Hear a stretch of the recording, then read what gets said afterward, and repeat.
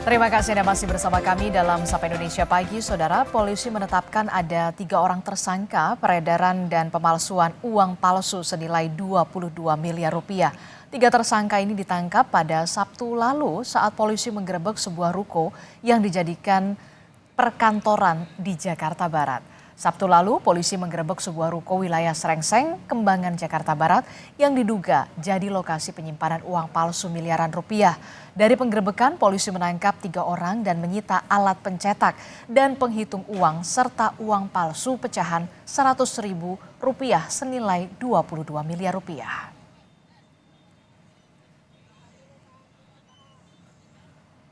Saudara, uang palsu senilai 22 miliar rupiah ditemukan di kantor akuntan di Jakarta Barat. Meski polisi menyebut uang palsu ini belum sempat beredar, tapi apa yang perlu dicermati dari kasus ini?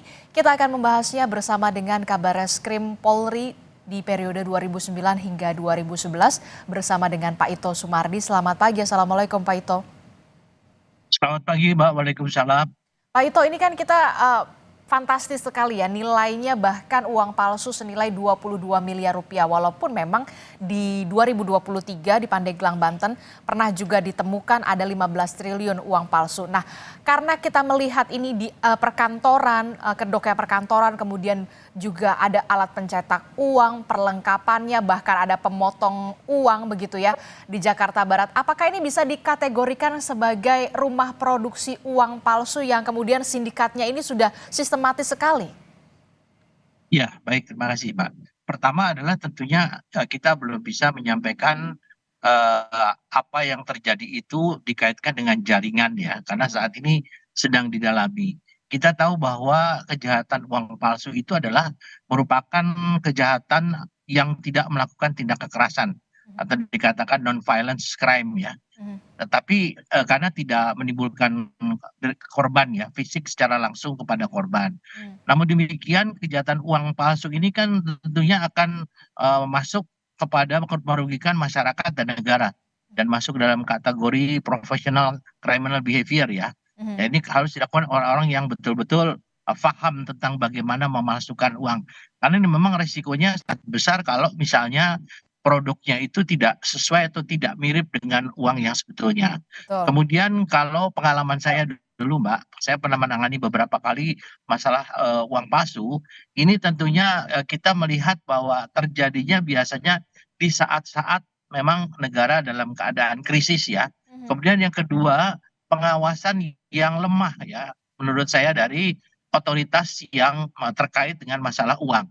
Nah, ini sekarang yang kita tahu bahwa yang ditangkap di sana itu saat ini kan pada saat ini mereka sedang dalam proses mencetak. Nah, Oke. tentunya kita juga menunggu apakah dari hasil penyelidikan anggota dari Polda Metro dan Polres Jakarta Barat ini sudah mengarah kepada apakah uang ini sudah dipakai atau belum, kalau dipakai di mana saja. Karena memang modus operandinya itu kan mereka betul-betul berusaha menggunakan peralatan-peralatan yang bisa sempurna untuk mirip kepada uang aslinya. Oke, Yang ini kedua, oke, ya silakan. dari pernah yang Anda tangani, kasus yang Anda pernah tangani pada saat Anda menjabat Pak Ito 2009 hingga 2011 juga kan kita melihat tadi Anda menyebutkan ini soal uang palsu ini adalah masuk ke kategori professional criminal behavior. Tentu saja Ya, perlu betul. ada orang di balik layar ini yang kemudian bisa profesional sekali, ada pencetak, ada alat pencetaknya, ada pemotongnya. Apakah ketiga orang tersangka ini ada otak lagi yang dibalik dari uang palsu ini, keterlibatan pihak-pihak lain? Ya, sementara ini mungkin saya tidak bisa menyimpulkan karena kan saat ini sedang didalami oleh teman-teman di Polda Metro Jaya maupun di Polres Jakarta Barat, Pak ya. Tetapi kalau melihat daripada modus operandinya, di sini mereka pelakunya ini memang sementara ini masih disimpulkan adalah mereka pelakunya Mhm. yang mencetak ya. Kemudian kan itu ada 3 orang dan juga satu ada berasal dari Surabaya, ada yang buruh lepas ya, ada yang karyawan swasta. Ini tentunya akan didalami bahwa latar belakang profesi mereka. Apakah mereka ini memang memiliki keahlian untuk bagaimana menggunakan peralatan-peralatan ya yang bisa digunakan untuk mencetak uang palsu. Mhm. Yang kedua akan didalami pasti jaringannya. karena tidak mungkin mereka mencetak demikian saja, Mhm. kemudian mereka mengedarkan juga. Karena dalam kasus pemalsuan uang ini biasanya juga ada modus modus lain yaitu peredaran. Mhm. Peredaran mereka menggunakan orang-orang mungkin apakah dengan dibayar di tempat-tempat toko-toko, ataukah tempat parkir, ataukah mungkin tempat-tempat hiburan ya yang pada saat di saat orang itu tidak terlalu memperhatikan apakah uang ini adalah uang asli atau tidak. Mhm. Nah, ini biasanya ketahuannya itu tidak serta-merta, Mbak, ya. Kadang-kadang tiba-tiba orang curiga. Karena kan dulu kan BNI telah menggunakan satu himbauan, kan dilihat, kemudian diraba, dan lain Oke, sebagainya. Nah, ini tentunya sekarang kan masyarakat ini kan oke. apakah mereka masih ingat kepada himbauan dari BNI ini apa tidak? Dan tentunya kita juga perlu nanti akan mendalami ya Oke, Pak penyebabnya. Ito, kalau kita lihat ini kan ada visual di mana barang bukti kasus uang palsu yang ditemukan di wilayah Jakarta Barat di sebuah kantor akuntan publik. Ada mesin penghitung uang, ada mesin pemotong uang, ada mesin cetaknya, ada tintanya. Tentu bisa ditelusuri dong, dari mana diperoleh mesin-mesin ini dan aksesnya didapat dari mana begitu? Ya, pengalaman saya Mbak itu ada tergantung kualitasnya ya. Ada yang orang membuat dengan kualitas yang sangat sederhana menggunakan mesin fotokopi biasa. Kemudian ada juga yang mungkin menggunakan mesin yang memang mencetak dengan sempurna ya. Kan ada berbagai jenis mesin yang memang digunakan oleh seseorang kualitasnya berbeda-beda. Mhm, Jadi nanti ini pasti akan menjadi pendalaman daripada teman-teman di Polda Metro maupun di Polres Jakarta Barat mhm, untuk mendalami sampai sejauh mana peralatan ini digunakan, dari mana dibelinya, mhm, dan tentunya kita juga harus memberitahukan kepada masyarakat bahwa mereka juga perlu harus waspada ya, waspada terhadap eh, penjualan atau pembelian mesin-mesin tersebut. mhm. Tapi memang sulit ya Mbak ya, karena apa? Mesin ini kan dijual bebas tuh ya. Oke. Nah, silakan Mbak. Mhm, oke, Pak, ini kan kalau kita melihat ya kan, ini kan, dibuatnya di sebuah kantor begitu, kantor akuntan publik yang bahkan warga sekitar, kanan kirinya saja bahkan tidak curiga begitu kalau memang, kantor akuntan publik ini hanya sebagai kedok pada saat, rumah produksi, uang palsu ini dibuat dengan angka fantastis 22 miliar rupiah. Nah, Anda melihat ada kemungkinan, penambahan tersangka aktor intelektual di luar 3 orang ini? Saya meyakini ada, Mbak, ya. Karena kan kejahatan itu bisa terjadi di mana saja, Mhm, kapan saja, dan oleh siapa saja. mhm, Jadi kalau kita lihat seperti kasus uang palsu, narkoba, kemudian juga teroris, kan mereka juga berada di tempat-tempat yang mungkin masyarakat merasa bahwa orang yang menyewa itu tidak bersosialisasi dengan mereka. Nah, terbongkarnya kasus ini tentunya ada penyebab.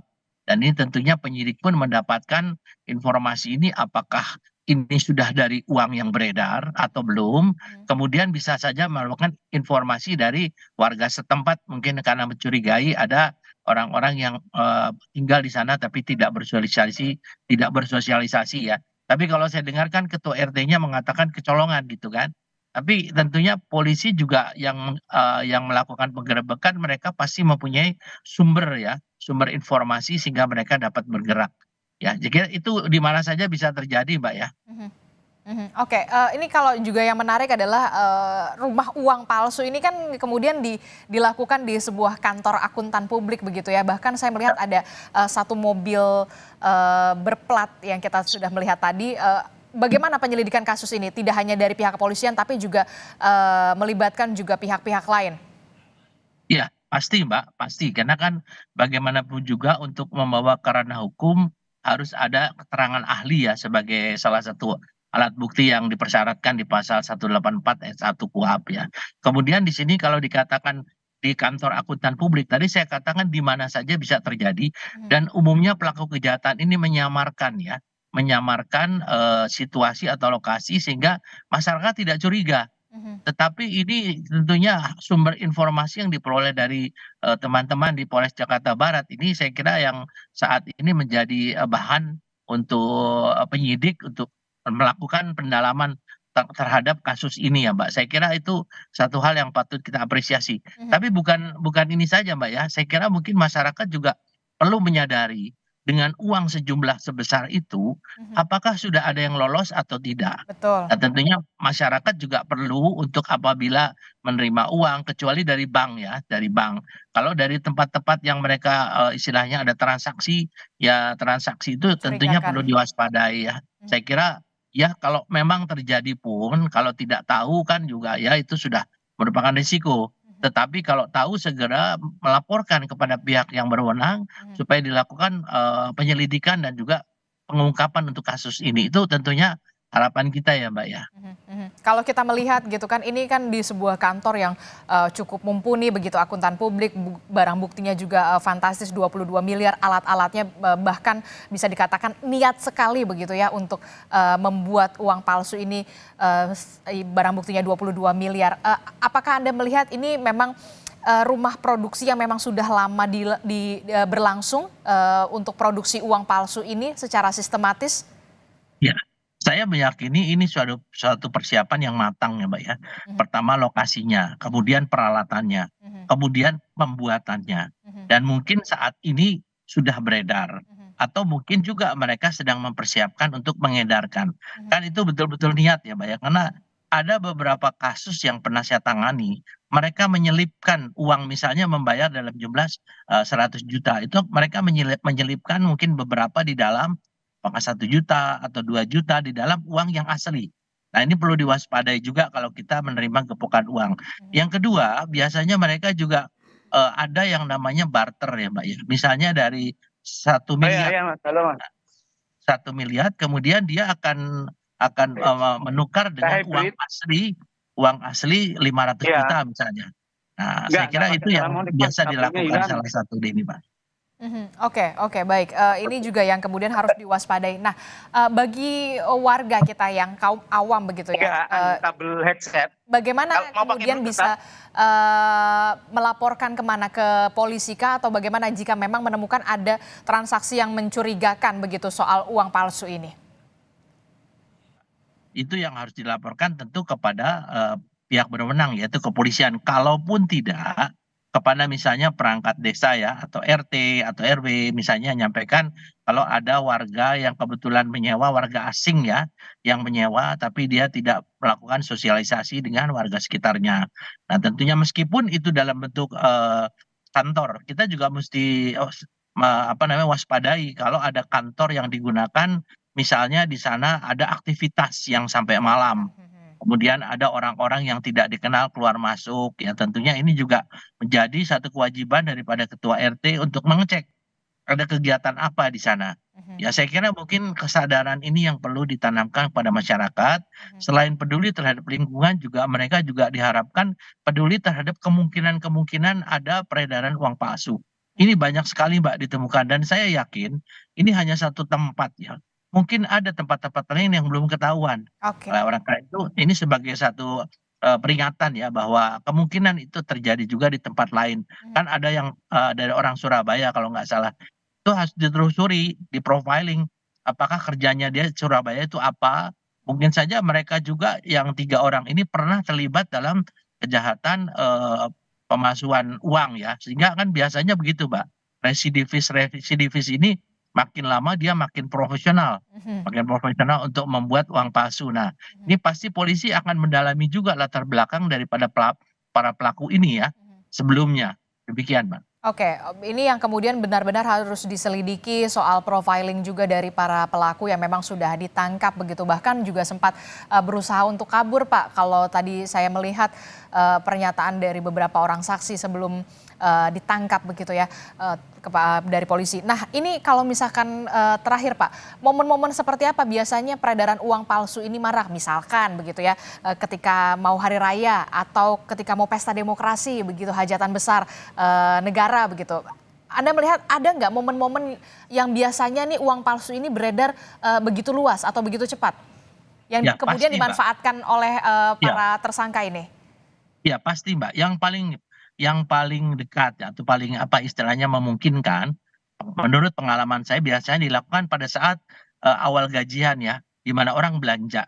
Kemudian orang belanja di saat ada misalnya hari-hari besar, kemudian pada saat orang menukar uang ya, ataupun misalnya mereka ada transaksi-transaksi yang memang saat itu sedang ramai. Nah, disitulah mulai diselipkan karena orang itu tidak mungkin membayar sepenuhnya dengan uang palsu. Biasanya digunakan misalnya uang kecil recehan ya. Kalau ini kan mereka menggunakannya dengan pecahan 100 ya. Mhm, Kalau 100 itu saya yakin tidak mungkin seluruhnya itu digunakan di dalam transaksi. Pasti mereka menyelipkan. mhm. Misalnya bogolan ya, uang 10 juta. 10 juta tuh dia bisa membuat 3 juta atau 4 juta itu uang palsu diselipkan di tengahnya. Nah, ini yang perlu diwaspadai karena sekarang ini saya sendiri bingung ya, Mbak, ya. Mhm. Banyak sekali uang yang istilahnya tidak saya kenal, misalnya uang 100 ribuan. Kita tahu kan hampir setiap hari bentuknya beda-beda tanpa pemberitahuan dari otoritas. Mhm. Nah, ini sangat membahayakan. Jadi Oke. mungkin dia membuat dengan model yang baru, Mhm. yang masyarakat, "Oh, ini uang baru, cetakan baru dari Bank Bank Indonesia," Indonesia. misalnya tanpa ada pemberitahuan. Nah, ini juga Oke. harus harus diperhatikan. Mhm. Kita mesti melihat juga bentuknya uang palsu yang kemarin dibuat itu apakah uang palsu dalam cetakan baru ya Oke. ataukah yang Cetakan lama. lama, Kalau oke. yang ya kalau lama kan kita lihat sudah lusuh. Mhm. Kalau yang baru kan bagaimana kita tahu karena saya sendiri menerima dari bank uang cetakan yang seratusan itu udah dalam bentuk baru yang baru saya kenal gitu. Mhm. Ya, ini yang perlu diwaspadai. Dan ini tanggung jawab dari bank juga harusnya otoritas itu Oke. memberitahukan kepada masyarakat. Demikian, Mbak. Oke, jadi juga ada tanggung jawab juga dari pihak Bank Indonesia terutama untuk bagaimana mensosialisasikan kepada masyarakat soal bahaya juga uang palsu, kemudian bagaimana juga kita bisa secara apa ya orang awam untuk melihat secara kasat mata uang palsu itu seperti apa, termasuk juga sosialisasi sebenarnya uang-uang yang memang sudah beredar di pasaran itu seperti apa, begitu ya Pak ya? Betul, betul sekali, Mbak. Betul Baik, sekali, Mbak. terima kasih informasinya Pak Baik, Ito Sumardi telah sama-sama. bergabung bersama kami dan Mari. juga perspektifnya. Semoga ini juga bisa menambah kewaspadaan kita warga soal uang-uang palsu yang kemudian masih beredar di pasaran. Terima kasih informasinya Bapak. Baik, terima Selamat kasih. pagi, Selamat pagi. Assalamualaikum. Assalamualaikum. Waalaikumsalam.